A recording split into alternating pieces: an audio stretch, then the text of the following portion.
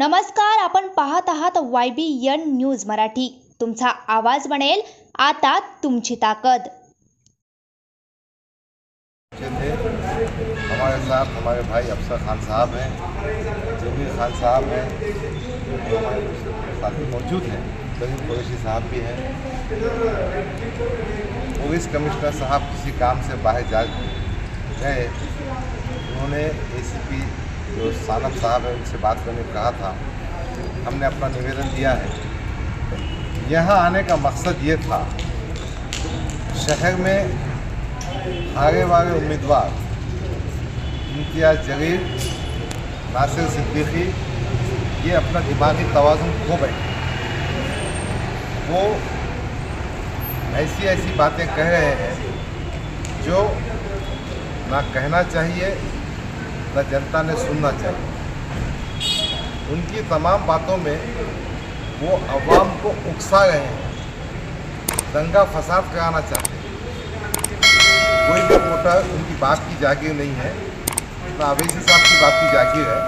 किसने किसको वोट देना वो उसका अधिकार है, और किसी ने उनको वोट नहीं दिया तो उस पर नाराज़ होने का हक उनको नहीं है। डेमोक्रेसी कहते हैं इसको। दूसरी बात, कौन इलेक्शन में खड़े रहना कौन नहीं खड़े रहना वो फैसला वो खुद करेगा या उसकी पार्टी करेगी। इनको कोई हक नहीं पहुंचता इस किस्म की बातें करना। इन्हों खड़े थे उन्हों खड़े थे। कोई भी उम्मीदवार खड़ा है उसका जमहूरी हक है, उनको जमहूरी हक छीनने का कोई हक हासिल नहीं है। अब ये मजहबी तौर पर बच्चों को, मासूम बच्चों को बहका कर, फुसला कर, गलत बातें बावर करा के शहर में दंगा फसाद कराना चाहते हैं। मैं उसकी मजम्मत करता हूँ। मैं कमिश्नर ऑफिस इसलिए आया था कि मैं चाहता हूँ कि इम्तियाज़ जलील पर, बिलाल जलील पर, नासिर सिद्दीकी पर, उनके तमाम चेहरे चपाटों पर सख्त कार्रवाई की जाए, ताकि वो इस किस्म की हरकतें ना करें, नौजवानों को ना बहकाएं, शहर का माहौल ख़राब ना करें। चुनाव में हारने के बाद इतना पछताने की ज़रूरत नहीं है। 2019 में भी डॉक्टर गफ्फार कादरी के खिलाफ 15 उम्मीदवार खड़े थे। उस वक्त तो आपने खुशियाँ मनाए ना। जब अपने को जब बीतती है तो बहुत आवाज़ निकलती है।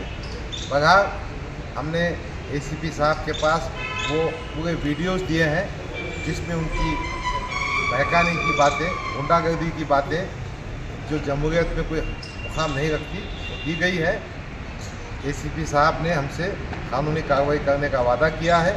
हमें उम्मीद है कि इन तमाम की लकीरें कसी जाएंगी और उनको कानून के शिकंजे में फंसा के उन पर कार्रवाई की जाएगी। दूसरी जवानों को कहना चाहता हूँ कि सियासत में सब ने हिस्सा लेना चाहिए। सियासत के फैसले हर एक का अपना हक है। किसी से इख्तिलाफ की हद तक होना चाहिए। इख्तिलाफ को झगड़े टंटे में, दुश्मनी और बुराई में नहीं ले जाना चाहिए। नज़रियाती इख्तिलाफ हो सकता है, ख्यालों को बात इख्तिलाफ हो सकता है। मैं तमाम शहरवासियों से इस बात की अपील करता हूँ कि आप किसी के बहकावे में मत आइए, अमन अमान से लीजिए, कायदा कानून को डिस्टर्ब मत कीजिए और कायदा कानून हाथ में मत लीजिए। एक और बात कहने की है, मोहतरम हमारे दोस्त अफसर खान साहब ने पुलिस कमिश्नर साहब से टाइम लिया था, तो किसी वजह से 3 बजे हम पहुँच नहीं पाए, उनको भी कोई अहम काम था।